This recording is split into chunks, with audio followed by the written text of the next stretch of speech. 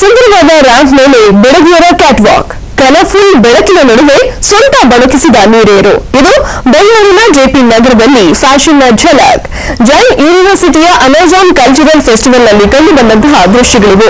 ಕಾರ್ಯಕ್ರಮದ ಪ್ರಮುಖ ಆಕರ್ಷಣೆಯಾಗಿ ಕೆಳಕುವ ಕಂಗಳ ಕೃಷ್ಣ ಸುಂದರಿ ಮುಗ್ಧ ಗೋಡ್ಸೆ ರ್ಯಾಂಪ್ ವಾಕ್ ಮಾಡಿ ನೆರೆದಿದ್ದ ಪ್ರೇಕ್ಷಕರ ಮೈಮನದಲ್ಲಿ ಮಿಂಚಿನ ಸಂಚಾರವನ್ನುಂಟು ಮಾಡಿತು.